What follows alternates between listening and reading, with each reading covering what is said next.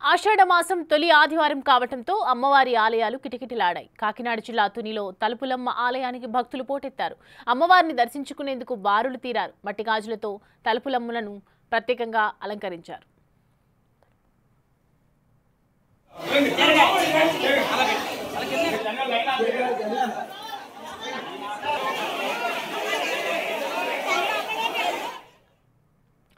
కాకినాడ జిల్లా పిఠాపురంలోని 10వ శక్తి పీఠమైన పురుహితిక అమ్మవారి ఆలయానికి భక్తులు తండోపతండాలుగా హాజరయ్యారు. విరవ గ్రామం నుంచి 300 మంది మహిళలు పాదయాత్ర చేసుకుంటూ వచ్చి అమ్మవారికి సారె సమర్పించారు.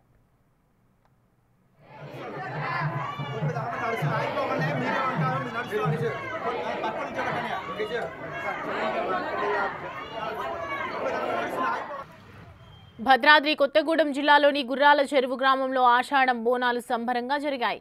కనకదుర్గమ్మ అమ్మవారికి బోనం సమర్పించి పసుపు వేకపాకు కలిపిన నీరు ఊరంతా చల్లిశుద్ధి చేస్తారు. డప్పు వాయిద్యాలతో బోనాలను ఊరేగించారు. బోనంపై జ్యోతిని వెలిగించి జాతరను అద్భుతంగా జరిపారు.